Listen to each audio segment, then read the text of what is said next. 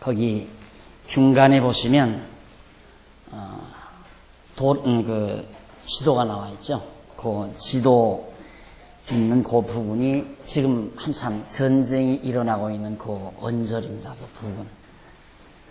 티그리스강, 유브라데스강, 바로 이라크 땅이 있는 그 지역을 아브라함이 거쳐서 저 위에 있는 하란으로 들려서 그렇게 해서 이제 바로 가나안 땅으로 들어오게 된 통로를 잠깐 지도로 여러분들에게 표시를 해드렸습니다. 오늘은 계속해서 밑에 하단에 한쪽 가로 2번 자손 번창 언약, 하나님께서 아브라함의 자손이 번창케 해주신다고 언약하신 그 언약의 말씀이 15장과 16장 사이에 기록이 되어 있습니다. 자손 언약 번창.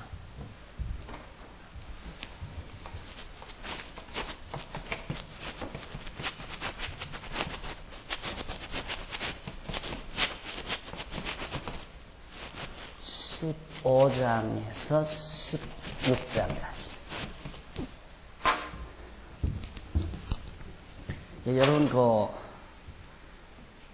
강론집 중간중간에 그 제목 달아드렸죠. 그 제목을 달아드린 것은 그 제목을 달아드리고 뒤에 성경 구절, 성경 장절을 표시해드렸는데 그 말은 그 장절 내에 있는 내용을 간단히 요약해서 요점을 딱 제목으로 정해드린 겁니다. 그러니까 아주 성경 공부하기가 너무 쉽죠. 그러니까 15장에서 16장까지는 왜 하나님께서 이걸 기록을 해서 우리로 하여금 듣게 하셨나? 이유는 하나님이 아브라함에게 자손을 번창시켜준다는 언약을 하시기 위해서 이 말씀을 기록했다. 그러니까 여기 내용은 하나님의 자손 언약 번창, 자손 번창을 해준다는 언약 내용이 담겨져 있다. 다른 생각하면 안 돼요. 그냥 15장과 16장은 바로 그런 내용이에요. 그러니까 성경이 하나도 어려운 게 없잖아요. 그런데 성경을 자꾸 어렵게 생각하니까 어렵지, 쉽게 생각하면 아주 간단하고 분명한 거란 말입니다. 그러면 거기 창세기 15장, 16장은 여호와 하나님께서 아브라함에게 3대 언약 가운데 둘째로 자손의 번창을 언약해 주신다는 내용입니다. 그럼 첫 번째는 이제 땅 언약이죠. 땅 언약,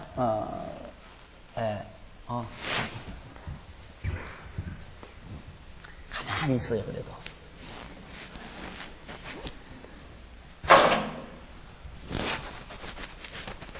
번창 언약. 이건 땅 정복 언약. 이게 이제 앞서 지금까지 공부해 온 거고요. 왜냐하면 우리가 앞에서 이미 하나님께서 아까 그 지도에서 본 대로 출발점이 우르라고 하는 곳에 있죠. 갈대아 우르. 그 우르라고 하는 지역이 있는데 우르에서 하란으로 일단 아브라함이 가잖아요.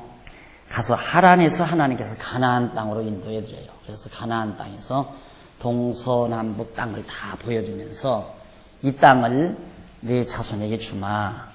이 내용이 앞서 배운 내용이에요. 그러니까 땅 언약을 주신다. 그런데 그 이전에 하나님께서는 아브라함에게 이제 3대 언약. 3대 언약인데 첫 번째가 이제 바로 이 땅 언약. 땅 언약. 두 번째가 이제 자손 언약이에요. 이게 이제 15장에서 16장에 기록되어 있다.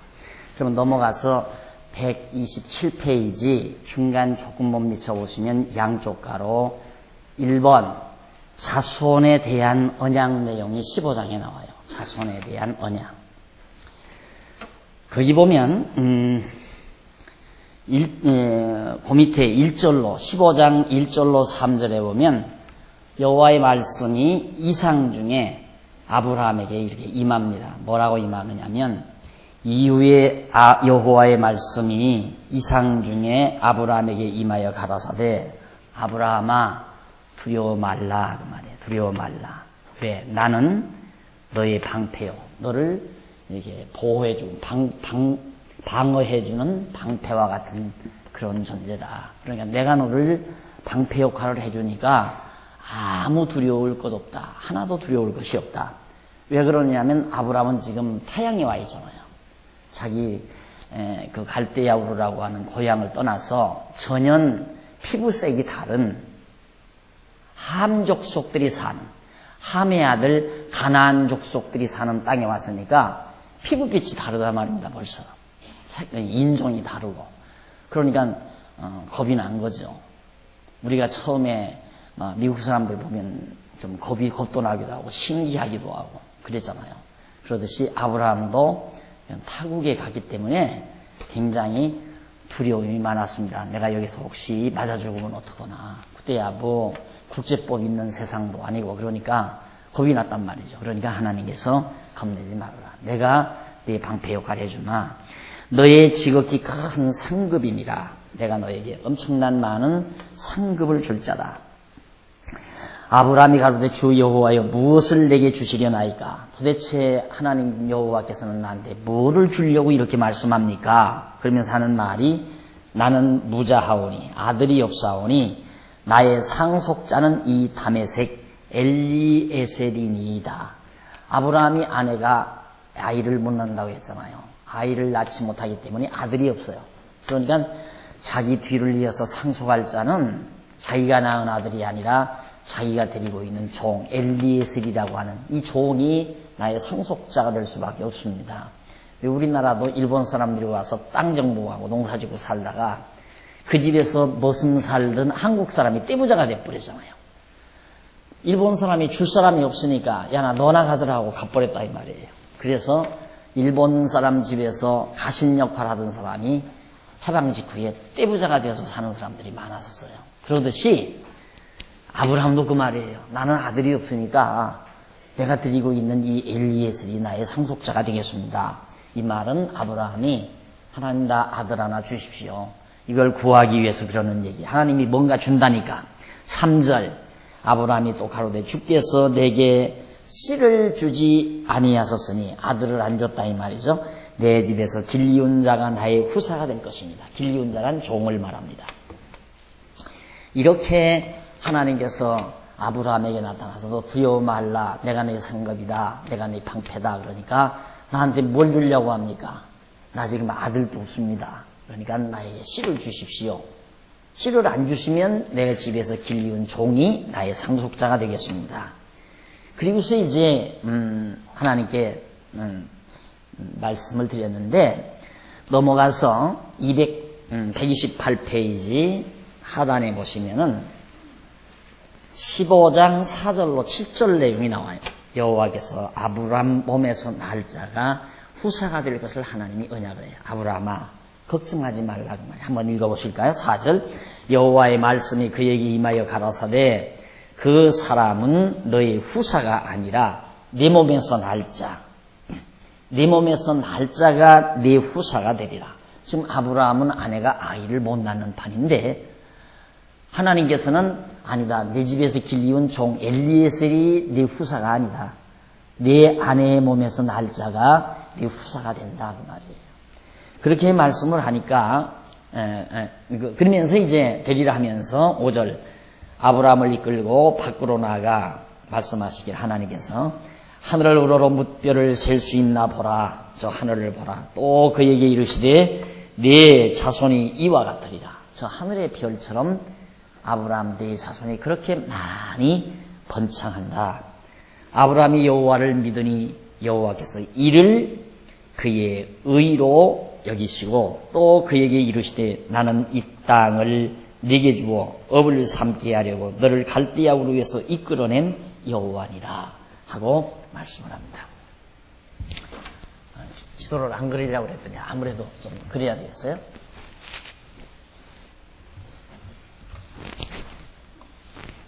갈대아 우르가 여기였죠. 그래서 하란이 여기고 하란 그 지도에 보면 갈대아 우르 이게 유브라데스강, 티그리스강 바로 여기가 이라크 땅입니다. 이 쿠웨이트 땅이에요. 쿠웨이트 이쪽이 이제 아프가니스탄, 땅이 요 언저리에 있고요. 지금 전쟁이 일어나고 있고. 그러면 이 우르에서 하람으로 가가지고 지금 여기 사해바다가 있고 갈릴리 호수가 있고, 그래서 지금 가나안 땅 일로로 아브라함을 인도해 온 거예요. 여기 지중해고. 이건 지금의 터키 땅입니다. 터키. 저희 이제 이스라엘 땅, 이스라엘 민족이 지금 살고 있는, 현재도 지금 살고 있죠. 근데 일로로 인도에다 놓고 하나님께서 하늘별 보고 이 별처럼 내 아들을 많이 번창하게 해주마. 아브라함이 그걸 믿었어요. 하나님이 그렇게 해준다니까. 믿으니까 하나님이 그걸 의롭다고 한 거라 이 말이에요. 하나님의 말씀을 믿는 걸 의로 정한다 이 말이에요. 그럴 수밖에 없잖아요. 의가 뭔가, 우리가 이 의란 도대체 뭐냐?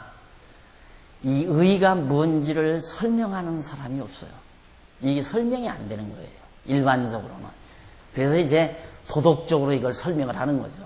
의로운 게 뭐냐? 남에게 좋게 하는 거, 덕스럽고 뭐 이런 거 다 이건 도덕적인 얘기고, 의란 도대체 뭔가 이게 정리가 안 되는 거예요. 유명한 20세기 지성을 사로잡은 니체라는 사람도 이게 고민이었거든요. 도대체 의란 뭐냐? 의란 하나의 정당성을 유지하는 하나의 기본인데, 의란 도대체 이게 정리가 안 되니까 애먹고 힘들고 고달프고. 그런데 성경은 아주 간단하죠. 하나님의 뜻, 그게 의예요. 하나님의 뜻, 하나님의 생각, 하나님의 사상, 그게 의란 말입니다. 그러니까 하나님의 생각대로 아브라함이 그걸 믿어버리니까 그걸 의롭다고 정할 수밖에 없잖아요. 그러니까 하나님의 뜻을, 하나님의 생각을, 하나님의 말씀을 믿는 것이 그게 의가 되는 거예요. 그래서 하나님이 내가 너로 하여금 큰 민족을 이루기 위해서 하늘의 별처럼 아들 많게 해주마. 그게 하나님의 뜻이란 말입니다.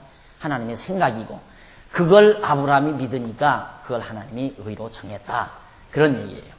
그렇게 해서 이제 하나님께서 그걸 의로 정해놓고, 내가 너를 이렇게 인도해서 이 땅에 데려다 놓은 것은 바로 이 땅을 네 자손에게 주려고 하는 여호와니라. 그 말이 여호와다. 계속 여호와가 나오잖아요. 이 여호와란 말은 내가 이렇게 네 자손을 번창시켜서 이 땅을 내게 주려고 언약하고, 주려고 언약할 뿐만 아니라 언약한 대로 이 땅을 내게 줄, 언약대로 이루어서 내게 줄 여호와다. 언약대로 이루실 자다. 그 말이에요. 내가 여호와다. 내가 너한테 언약하고 그 언약대로 이루어줄 여호와다. 그렇게 하나님께서 아브라함에게 가르쳐 준 거예요. 그러니까 거듭 말씀드리지만, 야, 아브라함은 정말 좋겠다. 왜? 혼자 이렇게 왔는데 여기서 자손 번창해서 막 이 넓은 땅, 이 땅덩어리를 그 자손들이 점령하고 살게 됐으니 얼마나 좋을까. 이쪽에 생각이 기울어지면 성경은 그 다음부터 맥히는 거예요. 더 이상 성경이 잘 안 보여요. 그쪽에 관심이 있어요. 왜? 내가 늘 얘기하잖아요. 강아지 코에는 무슨 냄새만 나느냐면 희귀한 냄새만 좋아하잖아요. 강아지 코는. 그러듯이 우리도 이 속세에 살기 때문에 항상 생각과 관심이 세속적인 데 있어요. 넓은 땅, 좋은 집, 아름다운 옷, 남보다 더 높이 출세하는 것, 전부 그쪽에 관심이 기울어져 있으니까 성경은 전 그게 아니거든요.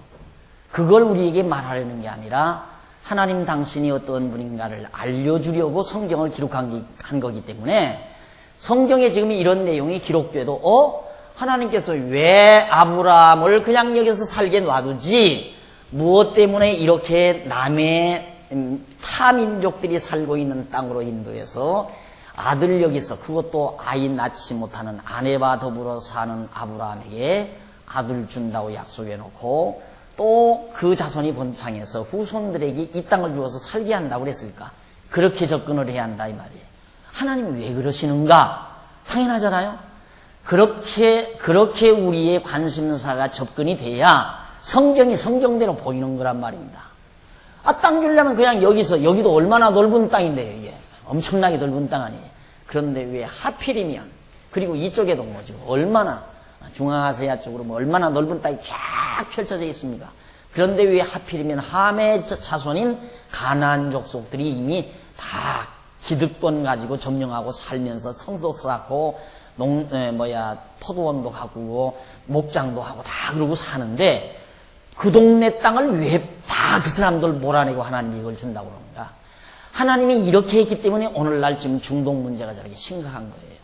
하나님이 아브라함을 이리 안 데리고 갔으면 중동 문제가 저렇게 심각할 이유가 없어요. 심각한 이유는 여기 지금 이스라엘 민족이 아브라함의 후손이 와서 산단 말입니다. 쫓겨났다가 1940년 중반에 와서 이 땅 점령하고 다시 사는 거예요. 전에 뺏겨서 다 나갔다가.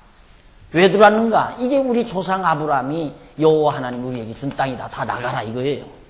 그래가지고 팔레스타인인들을 자꾸 총으로 쏴주기고 그러니까 지금 이 사람들이 뭐라 그래요? 여기 아프가니스탄 라덴 이 사람도 이스라엘은 테러 아니냐? 왜 MA 거기 살고 있는 사람들 다 내쫓고 그 땅 점령하느냐? 근데 테러는 이스라엘도 테러, 이게 진짜 테러범인데 왜 미국은 이스라엘 편들고 우리는 테러로 몰아서 이야기하느냐 이 말이죠. 말 되잖아요. 그러니까 성경 알면 지금 세상 돌아가는 게 훤하게 한눈으로 입체적으로 보여요. 성경을 알면. 아브라함이 이때 인도 안 했으면 지금 중동 문제 이렇게 심각할 필요 없어요. 여기는 그냥 팔레스타인인들이 가나안 족속들이 살고 있을 거고요. 또 아브라함 후손은 이쪽 동쪽으로 이렇게 퍼져서 중국이나 인도나 동남아 지역에 이렇게 퍼져서 살고 있었을 거예요. 그러면 무엇 때문에 땅 때문에 이렇게 국제 정세가 심하며 뉴욕의 쌍둥이 빌딩이 저렇게 테러당해서 그냥 폭삭 주저앉을 이유도 없잖아요. 근데 하나님께서 왜 이렇게 하셨느냐 그 말이에요. 왜? 간단하죠. 하나님이 여호와의 힘을 알게 하기 위해서. 그거예요. 다 하나. 그러니까 이 복잡한 세계 정세가 일어나서 이렇게 혼란이 빚어지고 난리가 나는 것도 오늘을 사는 우리들에게 하나님이 여호와의 힘을 알게 하시려는 하나님의 경륜이다. 그만큼 신지식이라고 하는 것, 하나님을 배워나가는 지식이라는 건 삶의 목표이자 의미라 이 말. 내가 왜 살아야 되는가? 하나님은 나를 왜 이 땅에 살게 하셨는가? 간단해요. 하나님이 여호와의 힘을 깨달아 알고 그를 경외하며 섬기게 하려는 것. 그거예요. 그래서 결국 하나님께서 지금 7절에서 그 말씀드리는 거예요. 이끌어낸 갈대아 우르에서, 이 갈대아 우르에서 너를 이끌어내서 일로로 인도한 여호와니라 이 말이에요. 언약대로 이루실 자리라. 그 다음 넘어가서 129페이지 넘어가 보면 밑부분에 15장 8절로 11절 나오죠. 여호와께서 언약의 증거를 보이려고 아브라함에게 명령을 합니다. 자, 약속을 해놓고 이 땅 준다. 언약을 했어요? 여기 언약을 했어요. 자손을 준다. 언약을 해놓고 아브라함이 믿기는 믿었지만 그래도 아브라함에게 더 하나님이 확증을 보여줘야 되잖아요. 예를 들어서 인간끼리 뭔가 약속을 하고 계약서를 안 썼다. 그런데 계약서는 쓰기는 썼는데 도장을 안 찍었다. 그러면 찝찝하잖아요. 야, 이거 약속 어기는 거 아니냐. 이거 내가 당하는 거 아니냐. 찝찝하단 말입니다. 그러듯이 하나님께서도 그렇게 비신사적이지를 않아요. 아브라함에게 이렇게 언약해놓고는 그냥 말만 언약해놓고 끝내는 게 아니라 확증을 보여줘요. 그 확증이 뭐냐면 8절. 그가 가로되 주 여호와여 아브라함이 말입니다. 내가 이 땅으로 업을 삼을 줄을 무엇으로 알리까? 믿기는 믿지만은 그걸 내가 어떻게 합니까? 내가 하나님께서 그런다니까 믿어지기는 하지만은 정말로 이 땅을 우리 자손들이 점정할 것을 내가 무엇으로 어떻게 알 수 있습니까? 라고 하나님께 아브라함이 물었어요. 그러니까 여호와께서 그에게 이르시되 나를 위하여 3년 된 암소와 3년 된 암염소를 지르다가 제사를 드리라 이 말이에요. 산비둘기와 잡비둘기 새끼를 취할지니라. 아브라함이 그 모든 것을 취하여 중간을 쪼개고 그 쪼갠 것을 마주대하여 놓고 그 새는 쪼개지 아니하였으며 솔개가 그 사체 위에 내릴 때에는 아브라함이 쫓았더라. 다른 제물들을 다 이제 여러 가지 제물들이 하니까 다 잡아서 쪼개가지고 제물로 드렸어요. 그런데 비둘기 한 마리를 쪼개질 않았어요. 이게 쪼개지 아니한 비둘기 위로 자꾸 솔개가 내려와서 그걸 채먹으려고 그래요. 그러니까 쫓고 또 쫓고 그랬다 이 말이에요. 잘 들어서 이게 아주 중요한 부분이니까. 많은 성경학자들이 이 부분에서 오해를 하는 부분이에요. 잘 들었어요. 아주 유명하죠? 아브라함의 제사가. 그 작은 비둘기 한 마리 쪼개지 아니한 죄가 엄청나게 커가지고 400년 동안 애굽에 가서, 여기 애굽 아니에요? 여기 애굽인데, 애굽에 가서 왜 이스라엘 아브라함의 후손이 여기 가서 400년 동안 왜 종살이 했느냐? 비둘기 안쪽에서 그런다. 이게 대부분의 모든 성경학자들이 주장하는 말이에요. 그러니까 11조를 내되 동전 한 푼 떼먹지 말라 이거야. 결국은 그루로 접근하잖아요. 11조를 낼 때 계산을 해서 정확하게 이번에 추석 때 선물 들어온 것도 돈 가격 다 쳐서 2만 원짜리면 2천 원씩 다 치고 2천 원짜리 들었으면 200원씩 쳐서 그렇게 해서 동전 한 푼 떼먹지 말고 깨끗하게 하나님 앞에 온전히 드리라 이 말이에요.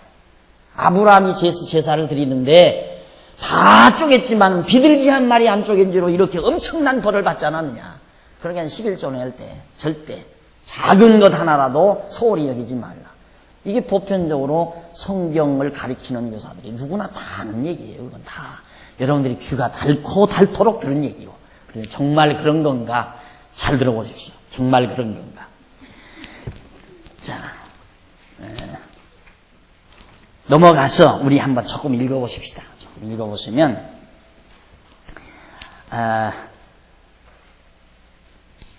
15장 12절로 그 130페이지 중간쯤 보시면요 9절로 11절 나와요. 9절로 11절 거기 보면 여호와께서 아브라함의 질문을 들으시고 언약을 이루어 주신다는 확증을 보여주실 준비를 하시는 내용입니다.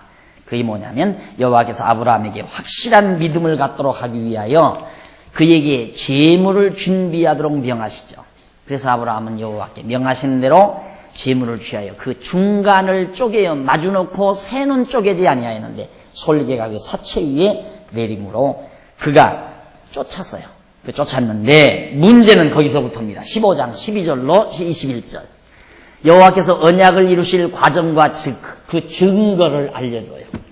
하나님께서 우선 자 앞으로 그러면 어떻게 아브라함이 지금 여기서 제사를 드리잖아요. 가나안 땅에서 제사를 드리는데 이 땅을 하나님이 주신다니까 이 땅을 나에게 줄 증거를 내가 어떻게 알 수 있습니까? 그러면 내가 이 땅을 주기까지의 과정이 어떻게 진행될 건가? 앞으로 역사가 어떻게 진행될 건가? 그걸 알려주시고 또 하나는 반드시 이루어주신다는 것을 증표로 보여줘요. 확실한 증표로. 그게 뭐냐면 여러분들이 다 아시다시피 하나의 증표는 제물을 드리니까 솔개가 자꾸 막 달려들으니까 쫓았어요. 그래야 아브라함이 다시 비둘기를 쪼개지 않았어요. 쪼개니까 하늘로부터 막 불이 내려와서 그 제물을 확 찰나가 버렸어요. 하나님이 제물을 다 잘 받으신 거예요. 아무 하자 없어요. 물론 중간에 한 마리 쪼개지 아니하는 거 그것 때문에 솔개가 자꾸 오니까 하나님께서 그거 쪼개지 않았다니까 그 쪼개가지고 드리니까 그거 끝난 거예요. 만약에 안 그랬으면 그때 하나님이 제물을 안 받죠. 불이 내려와서 그 제물을 안 태운다 이 말이에요. 하나님께서 완전히 아브라함의 제물에 응답을 해서 불로 응답을 해서 제물을 받아가는 것은 봐라. 내가 반드시 너와의 언약을 반드시 지키마 하는 확증이라고 말이에요. 그렇죠. 그 제물을 불로 응답하는 것은 내가 너와 언약한 것을 반드시 이룬다는 사실을 아브라함에게 확증으로 보여준 거예요. 표징으로 보여준 거. 그 다음 그러면 이루는데 어떤 과정을 통해서 이룰 것인가 그걸 얘기하는 거예요. 그게 뭐냐면 내 후손이 장차 저 이방 땅에 가서 400년 종살이 하리라. 그게 나와요. 한번 거기서 이제 학자들이 착각을 하는 거예요. 해질 때 한번 12절 보십시다. 해질 때 아브라함이 깊이 잠든 중에 캄캄함이 임함으로 심히 두려워하더니 여호와께서 아브라함에게 이르시되 너는 정령이 알라 네 자손이 이방에서 객이 되어 그들을 섬기겠고 그들은 400년 동안 네 자손을 괴롭게 하리니 그 섬기는 나라를 내가 징치하며 그 후에 네 자손이 큰 재물을 이끌고 나오리라. 예, 앞에 성경에 아무런 하나님이 책망한 것도 아니에요. 너 왜 재물을 쪼개지 않았느냐 그렇게 책망한 것도 아니고 새 한 마리를, 여러 재물 중에 새 한 마리를 안 쪼갰는데 그것 때문에 자꾸 솔개가 달겨드니까 아브라함이 쫓은 거예요. 근데 밤이 됐어요. 그러니까 아브라함이 두렵잖아요. 두려운 중에 그때 깊이 아브라함이 잠들었는데 캄캄함이 마음으로 심히 두려워했다. 이 여호와께서 그때 나타나셔서 내가 장차 내 후손을, 이 땅을 내 후손에게 주는 역사적인 과정이 어떤 과정을 거쳐서 주느냐면 네 자손이 한때 저 이방 땅에 가서 400년 종살이 한다. 그러다가 400년이 기한이 차면 여기서 나오리라 이 말이에요. 이 애굽에서 나와서 이 땅으로 다시 돌아와 이 땅을 점령하고 산다. 이 얘기를 지금 하나님께서 해주는 거예요. 장차 되어질 일이에요. 그런 과정을 거쳐서 너에게 주마. 사실 그런가 확인해 보십시다. 14절 그 섬기는 나라를 내가 쟁취할 것이며 그 섬기는 나라 즉 애굽을 하나님이 때리겠다. 징치할지며 그 위에 네 자손이 큰 재물을 이끌고 그 애굽에서 나오리라 그 말이거든요. 15절 너는 장수하다가 평안히 조상에게로 돌아가 장사될 것이요 네 자손은 4대 만에 이 땅으로 돌아오리니 이게 100년을 1대로 따진 거죠. 이게 4대 만에 400년 아까는 400년이라고 했고 아브라함이 이제 400년 동안 4대가 지나니까 4대 만에 이 땅으로 네 자손이 돌아온다. 그 얘기입니다. 그러면서 4대 만에 이 땅으로 돌아오니 이는 아모리 족속의 죄악이 아직 관영치 아니함이니라 하시더니 여기도 재밌는 부분에 여기에 이제 아모리 족속이 가나안 족속 곧 아모리 족속 같은 내용이에요. 이 아모리 족속들의 죄악이 아직 관영하지 않았기 때문에 이 죄악이 관영할 때까지 너희 자손은 여기서 400년 동안 머물게 하겠다고 말해요. 이방 땅에서. 그래서 이 죄악이 관영할 때에 너희를 이끌어서 이 땅으로 너희들을 인도해 드리겠다. 그러면서 보세요. 돌아오리니 이는 아니함이다라 하시더니 17절 해가 져서 어둘 때 해가 져서 어둘 때 연기 나는 불무가 보이며 타는 횃불이 쪼갠 고기 사이로 지나더라. 그렇죠? 그냥 하나님께서 그렇게 말씀하시고는 바로 불이 내려와가지고 재물을 받은 거예요. 쪼갠 고기 사이로. 그런데 무슨 새 한 마리 쪼개지 아니한 죄로 저는 저주를 받았다. 이런 식으로 성경을 해석하다 보니까 완전히 엉뚱한 얘기가 돼버리고 마는 거예요. 그 전제는 아니에요. 새를 안 쪼개기 때문에 그 죄로 400년 종살이 한 게 아니라 아브라함이 내가 정말 하나님께서 이 땅 준다고 하는데 이 땅 하나님이 나에게 준다는 걸 내가 어떻게 알 수 있습니까? 어떻게 믿을 수 있습니까? 그러니까 아브라함에게 너 재물 다 준비해서 제사 드리라 이 말. 그 하는 동안에 어떻게 새 한 마리가 쪼개지 않아져서 그거에 자꾸 솔개가 오니까 내쫓았어요. 그 밤에 하나님이 나타나셔서 그걸 쫓았는데 하나님이 나타나셔서 내 자손이 400년 종살이하라. 이러니까 그걸 그대로 갖다 때려붙인 거예요. 왜 갑자기 하나님이 400년 종살이 시켰을까? 비둘기 한 마리를 안 쪼갠 죄 때문에 그런가 보다. 그래서 그걸 정당화시켜가지고 계속 그렇게 가르치는 거예요. 그게 아니고요. 엄밀히 따지면 이렇게 400년 종살이 했다가 애굽에서 나와서 광야 40년 지나서 거쳐서 가나안 땅으로 여호수아 모세를 따라 가나안 땅으로 들어와 살게 되는 건 앞으로 이제 그런 역사가 나오잖아요. 그렇게 되어지는 것은 때때마다 백성들에게 늘 불이들이 와서 또 재물 사라고 불이들이 와서 또 재물 사라고 그럴 수는 없잖아요. 하나님이 그렇게 늘 보여주질 않고 이 역사적으로 내가 앞으로 이렇게 하겠다. 이것도 언약이에요. 400년 종살이 할 것도 하나님이 언약하시고 400년이 차면 나올 것도 언약하시고 그러면 왜 애굽으로 내려가서 400년 종살이하고 400년이 차면 나오게 하신다고 언약하시고 그렇게 이루시는가? 간단하잖아요. 언약하시고 그대로 이루시는 이유는 하나님 당신이 언약대로 이루시는 여호와이심을 이스라엘 백성들에게 깨닫게 하려고. 그 한 가지뿐이에요. 그러니까 성경을 그렇게 분명하고 확실하게 아주 명료하게 우리가 깨달아야지 이거 뭐, 비둘기한 마리 안 쪼갠 거 봐라. 이 안 쪼개니까 400년 종살이 시키지 않더냐. 그러니까 11조를 냈어도 복 받지 못하는 이유가 뭐냐? 잘 계산을 잘못했을 거다 이거야. 집 팔았어도 그것도 수입이니까 받아야 11조를 내야 하는데 집 팔고도 안 냈을 거 아니야.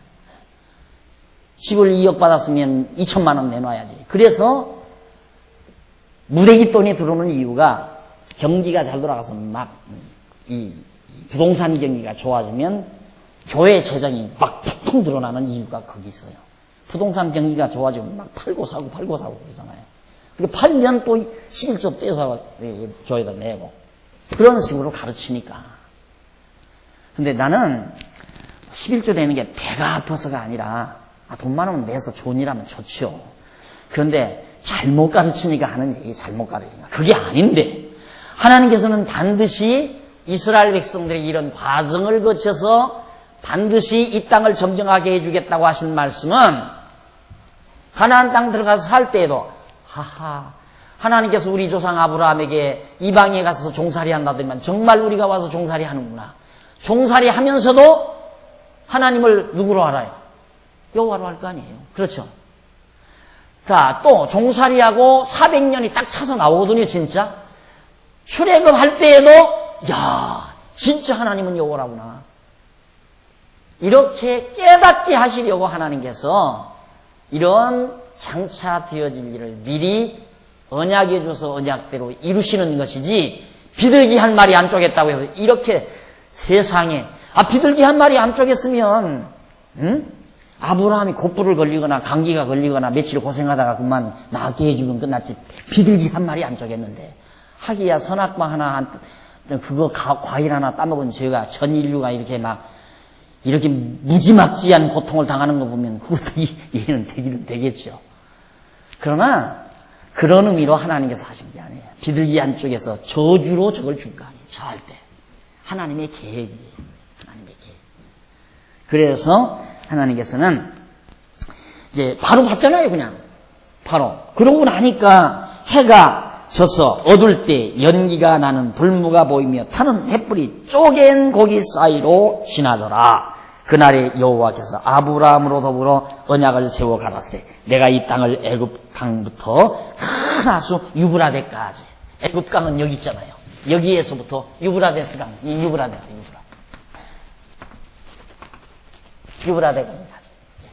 이 일대를 전부 주겠다. 그래서 솔로몬 왕 때 이 일대 다 점령했잖아요. 솔로몬 왕 때. 솔로몬이 왕이 됐을 때가 이 일대, 이 유브라데강 여기까지 전부 다 지배하고 살게 됐다. 아브라함이 이때 아브라함에게 언약하신 그 사건이.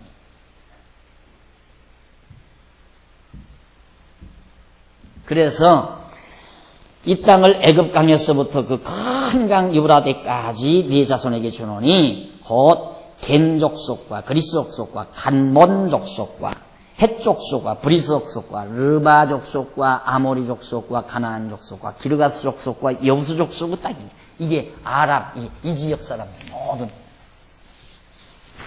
이 땅들을 다 네 자손에게 아브라함 네 자손에게 주겠다고. 그러니까 아브라함의 후손 이스라엘 백성들은 지금 여기 와서 이 땅 딱 점령하고 그냥 중무장하고 이 땅 계속 뺏어가는 이유는 이건 정당하다 이거예요. 여호와 신이 우리 조상 아브라함에게 우리에게 준 땅이다. 그리고 지금 이 땅을 점령하려고 하니까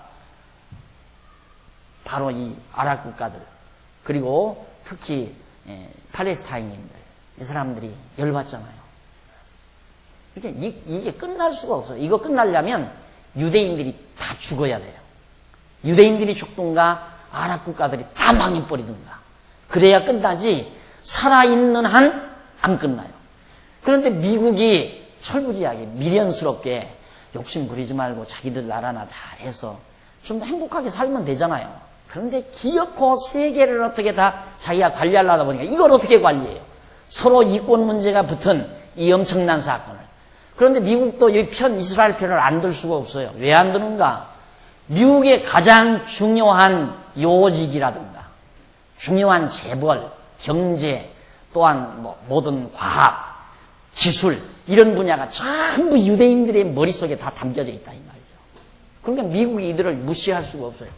미국 국민으로 미국 시민권을 가지고 있고 미국에서 사는 유대인들이, 그래서 지난번에도 말씀드렸지만 유대인이 지난번 그 부시와 같이 경쟁했던 그 대통령 후보하고 러닝메이트로 부통령 후보로 나오려고 그랬잖아요. 그러니까 그만큼 유대인들의 파워가 세니까 미국의 유대인 편 안 들 수가 없잖아요. 이 편 들으니까 여기 아각되는 거고, 이 편 들었다가는 미국이 흔들흔들 하는 거고, 미국 자체가 흔들거리는, 만약에 이쪽 편 들으면. 그러니까 진퇴양난이죠. 어쩔 수가 없잖아요. 그러니까 박살 내겠다고 지금 붙었는데, 얘들이 이제 끝장 내겠다 붙었는데, 이게 끝장을 어떻게 되는지 한번 봐야죠. 끝장을 어떻게 낼 거예요? 다 죽일 거예요? 목숨이 붙어 있는 한 이 사람들 무섭습니다. 이 사람들 그 종교적인 거. 아주 이슬람 종교라는 게 종교심이거든요. 종교심은 생명내대잖아요. 이 세상에 가장 힘이 무서운 힘이 종교적인 힘이에요. 신앙의 힘. 잘된 신앙이든 못된 신앙이든 이 신앙의 힘이란 무섭다 이 말이에요. 그러니까 땅벌 같은 사람이 땅벌들이 한 번 쏘면 죽거든요. 땅벌들이 사람을 한 번 쏘면 자기는 죽어요. 그렇게 똑같이 생각하면 돼요.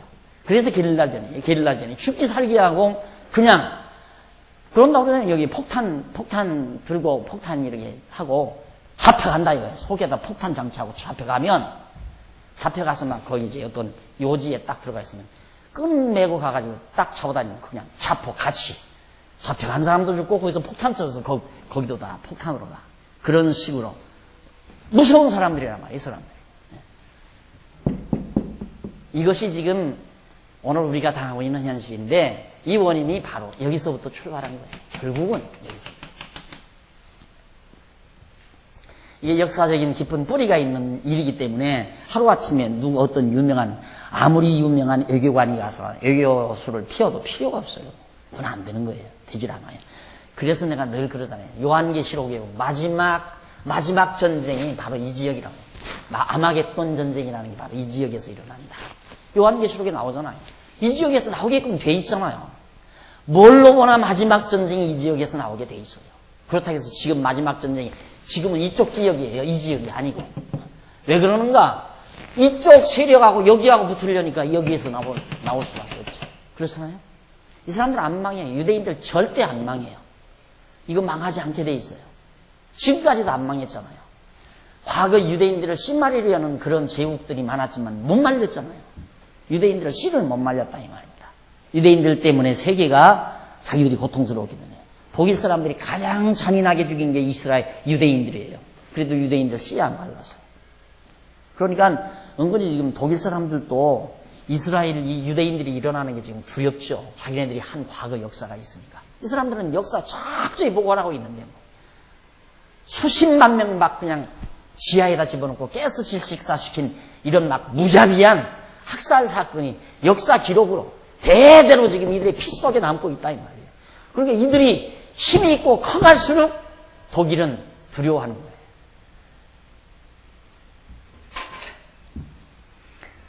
이런 과거 역사의 근본 뿌리가 하나님의 섭리로부터 시작이 돼서 오늘에 이르기까지 맹맥이 이어오는 걸 봐도 정말 하나님이야말로 여호와, 언약대로 이루시는 여호와는 살아서 지금도 세계 역사를 한 손에 거머쥐고 당신의 계획하신 뜻대로 모든 역사를 장악해서 이끌어간다는 확증을 우리는 얻고 사는 거예요. 그래서 편안한 거 아니에요. 안 그러면 얼마나 불안해요 지금. 우리가 많은 사람이 무뎌져서 그러지 이게 보통 문제가 아니에요 지금. 이게 보통 문제가 아니에요. 생각해 보십시오. 소련이 거기서 망하고 갔다, 아프가니스탄에서 망하고 갔다 그러잖아요. 그럼 부시는 우리는 안 망한다고 달겨들었다 이거예요. 여기서 부시가 물러나는 날에는 이제 세계 패권 국가로서의 자존심은 완전히 꺾여버리는 거예요. 이제 죽기 살기 하고 하는 수밖에 없는 거예요. 이게 정말 다행스럽게도 빨리 라덴이라는 사람이 나와서 그냥 손 들고 나와서 잡혀오면은 아주 간단하게 끝나겠는데 생긴 거 보십시오. 안 나오게 생겼어요, 그 사람. 안 나와요. 절대 안 나와요. 잡혀가 끌려가 그냥 앉아서 잡혀 끌려갈 명령 이러고 나오진 않는다 이 말이에요. 근데 그거 어떻게 잡아요? 두더지 마냥 땅속으로 기어다니는데 그걸. 땅굴 다 파놓고 이리저리 도망다니는데 그걸 어떻게 찾아요? 과거 로마가요. 로마 제국 시대에도 크리스찬들이 그 카타콤이라고 로마 시가지 밑에다 땅굴을 개미굴처럼 파고 들어갔잖아요. 못 잡았어요. 그렇게 파고 들어가니까 그리스도인들을, 예수 믿는 사람들을 잡으려고 입구에 파고 들어갔다? 어디로 들어갔는데 어떻게 알아요? 잡으려고 가면은 옆에서 튀어나와서 그냥 죽여버려요. 그러니까 무서워서 들어가지를 못하는 거예요. 지금 그런 식이나 똑같은 거예요, 지금 우리 주변에서 일어나는 이런 모든 일이 심상한 일이 아니고요. 이게 보통 일이 아니에요. 우리는 생각할 때, 미국의 강력한 무기가 뭐 저것 하나쯤이야 간단하게 해치우지 않겠나. 천만의 말씀이요. 그렇게 간단하게 끝날 문제가 아니에요. 서령 라덴이 붙들려서 갔다 하더라도 이 사람은 이제 막판 죽기 살기란 땅벌로 생각하면 돼요. 땅벌로 생각하면. 땅벌은 한 마리가 나보다 끝까지 공격해요. 끝까지. 그럴 거 아니에요. 이왕 망하는 판에. 너 죽고 나 죽자 아니에요. 너 죽고 나 죽자. 제일 무서운 게 그거거든요. 너 죽고 나 죽자. 그러니까 동네에서 아줌마들이 싸마다가 막 지면 막 나 죽고 나 죽자 하고 달려들잖아요. 그러면 엄나서는 못해. 너 죽고 나 죽지 않은데야 어떻게 해볼 수가 없죠. 제일 강한 무기는 제일 강한. 그때는 지는 거예요. 너 죽고 나 죽지 하면 아줌마 알았어 내가 해줄게 하고 포기해버리잖아요. 미련하죠. 그러니까 욕심이 너무 과해도 안 되고 야망이 너무 커도 안 되고 분수 있게 다 살아야 되는데 인간이 어디 그래요? 안 그러죠. 예. 하나님이 앞으로 뭐 역사는 분명히 이렇게 일어나게끔 돼 있는 거고 성경에도 이미 아마겟돈 전쟁은 이미 확정된 전쟁이고 세계사는 그런 방향으로 좀 이끌어져 가고 있고 여기가 중요한 이유는 카스피해 여기 있죠. 바로 이후에 카스피. 이게 완전히 보고예요. 카스피해 이 사해바다 이충이 이게 완전히 세계 보고예요. 엄청난 지하자원의 매장지예요. 이 지역. 이 지역을 장악하면 패권을 쥐고 놓치면 패권 못 치는 거고. 그래 하나님께서 아브라함을 저 지역에서 인도해서 저 땅 준다고 언약하시면서 바로 이 모든 족속들이 살고 있는 땅을 내게 주마. 그러니까 이스라엘 백성들은 남의 땅 뺏어서 살게끔 하나님께서 해놓으셨답니다. 지금도 남의 땅 뺏어서 살잖아요. 왜? 그것이 이게 우리들이 보편적인 상식으로 보면 하나님 안 된 얘기죠. 왜 넓은 땅도 천지가 많은데 왜 남의 땅 뺏어서 살게 하는가? 그래야 하나님의 능력으로 되는 줄을 깨닫게 되니까. 넓은 땅 가서 살면 야 우리 조상이 참 땅 잘 잡아놨네 이러고 살 거 아니에요. 야 우리 조상이 정말 비옥한 땅 지하자원 많은 땅을 잘 잡아놨네 이러면서 살 거라 이 말이에요. 그런데 그게 아니에요. 하나님이 그렇게 안 해요. 도저히 인간으로는 정복할 수 없는 땅, 인간의 힘으로는 불가능한 땅을 하나님께서는 그걸 정복시켜서 살게 하신다 이 말이에요. 그래야 우리 여호와 하나님이 우리에게 언약대로 이루어 주었구나 하는 것을 깨닫게 하기 위해서. 그게 하나님의 섭리예요. 그 다음 넘어가서 132페이지에 보시면요. 밑에 하단 부분에 보면 양쪽 가로 2번 이스마엘이 출생하는 내용이 거기 나옵니다. 이스마엘이 출생하는 내용. 자, 하나님께서 내 자손이 하늘의 별같이 많아진다 그랬는데 아들이 안 나요. 그런데 이쪽 133페이지 위에서 네 번째 줄 16장 1절로 2절 보세요. 아브라함이 사레의 말을 듣고 몸종인 하갈을 취하게 되죠. 아브라함의 사례는 생산치 못하고 아기를 못 낳는다 이 말이에요. 그에게 한 여종이 있으니 애굽 사람이요 이름은 하갈이라. 사례가 아브라함에게 이르되 여호와께서 나의 생산을 허락지 아니하셨으니 원컨대 나의 여종과 동침하라. 내가 혹 그로 말미암아 자녀를 얻을까 하노라 하매 아브라함이 사례의 말을 들으니라. 사례가 아브라함의 아내로서 아이를 낳아주지 못하니까 미안했어요. 그래서 사례가 자기 남편에게 아브라함에게 나는 당신을 위해서 유업을 이을 자를 낳을 수가 없다. 당신이 아다시피. 그러니 나를 수발드는 내 몸종 하갈이라는 몸종이 있으니까 이 몸종을 통해서, 쉽게 말하면 지금 우리말로 말하면 씨바지예요. 이 몸을 빌려서 당신 아들 하나 낳아라. 그렇게 이제 사라가 말을 해가지고 사라가 자기 몸종을 바로 아브라함에게 주어서 거기서 이제 말을 아브라함이 듣죠. 아브라함이 바보지요 또. 하나님께서 내게서 날짜가 정말 내 유업을 이으리라 언약을 했으면 그냥 그 믿음 딱 지키고 있어야 할 거 아니에요. 여호와니까 언약대로 반드시 이룰 거니까. 그런데 사람 말을 딱 들어보니까 이치에 맞다 그 말이에요. 나는 못 낳지 않느냐. 그렇죠. 사라 자기는 날 수가 없으니까.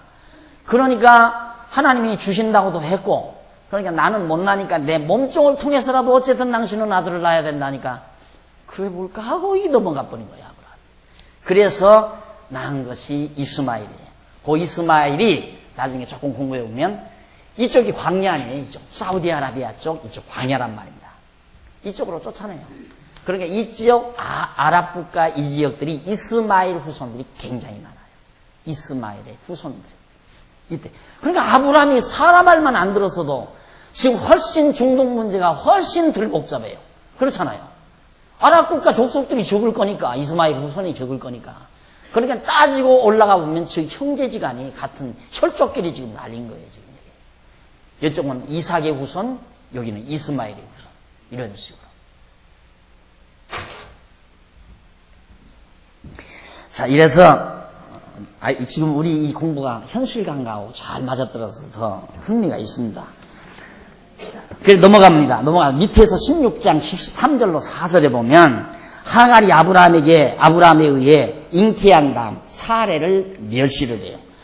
아브라함이 이제 그 사라 자기 아내 말을 듣고 하갈을 데려다가 딱 하갈을 취해서 아들을 또 이스마엘이라는 아들을 딱 나누고 나니까 여자의 힘이란 여자의 어깨에 힘 들어가는 건 그 집안에 들어가서 아들 낳아주는 건 아니에요. 아들 하나 낳아주면 그 다음에는 고양이로 변한다고 그러잖아요. 되고.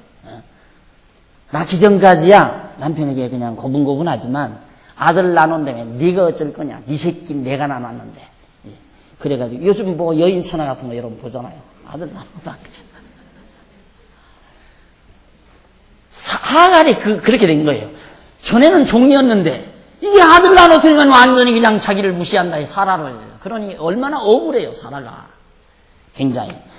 이래가지고 이런 문제가 발발하게 되니까 넘어가 보십시다. 넘어가서 134페이지 16장 5절로 6절에 보면 아브라함이 아내 사레가 자기를 멸시하는 하갈을 학대하기 시작해요. 종은 종이니까. 그다음부터 막 학대하는 거예요. 그런데 문제는 5절 보십시다. 사라가 아브라함에게 이르되 나의 받는 욕은 당신이 받아야 옳도다. 내가 지금 굉장히 몸종 하갈한테 지금 수치를 많이 당하고 있다. 그걸 당신이 받아야 된다. 내가 나의 여종을 당신의 품에 두었거늘 그가 자기의 잉태함을 보고 나를 멸시하니 당신과 나 사이에 여호와께서 판단하시기를 원하노라. 아브라함이 사라에게 이르되 그대의 여종은 그대의 수중에 있으니 그대의 눈에 좋은 대로 그에게 행하라. 하매 사라가 하갈을 학대하였더니 하갈이 사라의 앞에서 도망하였더라 하는 내용이 거기 나옵니다. 자, 그래서 이제 잉태하여 아들을 잉태함에 이제 그렇게 그런 문제가 발발을 했는데 135페이지 위에서 다섯째 줄 16장 17절로 14절입니다. 하갈이 광야로 도망을 가다가 하나님께 약속을 받는 내용이 나와요. 여기도 주시에서 보셔야 됩니다. 지금 우리의 정세와 아주 밀접한 관계가 있는 부분이니까. 7절 여호와의 사자가 광야의 샘 곁 곧 술길 샘물 곁에서 그를 만나 가로되 사레의 여종 하갈아 네가 어디서 왔으며 어디로 가느냐. 그가 가로되 나는 나의 여주인 사레를 피하여 도망하나이다. 여호와의 사자가 그에게 이르되 네 여주인에게로 돌아가서 그 수하에 복종하라. 여호와의 사자가 또 그에게 이르되 내가 네 자손으로 크게 번성하여 그 수가 많아 셀 수 없게 하리라. 어쩔 수 없죠. 지금 아브라함을 놓고 하갈, 이거 사라, 이게 본초고 이건 여종이에요. 이게 이제 갈라디아서에도 이걸 알아야 갈라디아서 사도 바울이 이제 갈라디아서 강의하는 것도 쉽게 들어오죠. 이건 종이에요. 종의 몸에서 난 거. 이건 주인. 자유에 있는 여인 주인에게서 난 아들이고. 이게 이제 이스마엘이고. 이스마엘. 여기는 이삭이란 말입니다. 두 아들. 그런데 이 하갈이 아이를 낳고 아이를 잉태한 다음에 자만을 떠니까 사라가 내쫓아 버렸어요. 도망을 가다가 샘물 곁에서 여호와 하나님이 나타나서 하갈에게 하는 말이 돌아가라 이거예요. 돌아가서 내 주인 사라에게 복종해라. 내가 내 몸에서 날 아들, 쉽게 말해 이스마엘이죠. 이 아들을 통해서 굉장히 번창해서 하늘의 별같이 아브라함의 아들처럼 이 이삭의 아들처럼 아브라함에게 한 것처럼 똑같이 네 자손도 하늘의 별처럼 번창하리라. 그렇게 약속을 받고 이제 하갈이 다시 집으로 들어오는 겁니다. 들어와서 넘어가 보십시다. 넘어가서 137페이지에 가보시면 137페이지 중간에 보시면 16장 15절로 16절 몸종인 하갈이 아브라함의 아들 이스마엘을 결국 낳죠. 이스마엘을 낳아요. 하갈이 아브라함의 아들을 낳음에 아브라함이 하갈을 낳은 그 아들을 이름하여 이스마엘이라 하였더라. 하갈이 아브라함에게 이스마엘을 낳을 때 아브라함이 86세 86살 먹었을 때 참으로 아브라함이 몸종 여종을 통해서 이스마엘을 낳습니다. 자, 그런 사건이 이제 결국 나타났는데 그 다음 보십시다. 넘어가서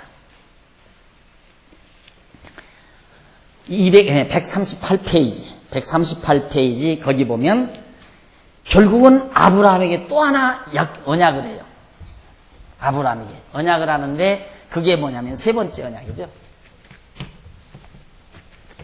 통치 언약이에요.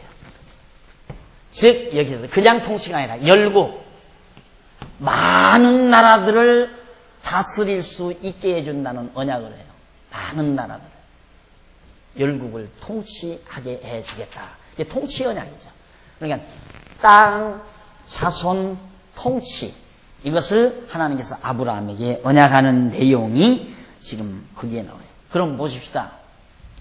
실제로 봐도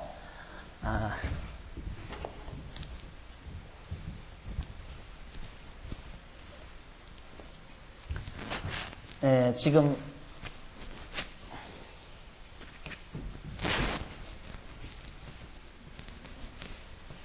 이렇게 되죠? 이렇게 되는데 아브라함이 이제 여기서 이제 말씀을 듣고 땅을 얼마를 점령했느냐? 이게 전부 아브라함의 후손이 점령한 땅이에요. 요 일대가 아세아, 중동아세아, 중앙아세아, 동남아세아, 흑동, 그 다음 이쪽 중동 이 지역 전부가 이게 이제 아브라함의 후손이 이제 번창한 거란 말이에요. 왜 그러냐면 아브라함의 후손이 셈의 후손이거든요.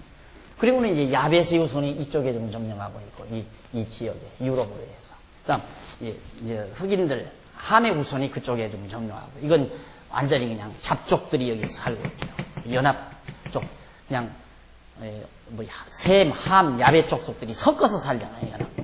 이게 가장 따지고 보면 내용적으로는 힘이 없는 나라인데 워낙 물질적으로 풍요하고 기술로서 강대한 국가가 된 거지 응집력은 사실상 없는 나라예요. 각쪽 이해관계가 다 다르게 나타나고요.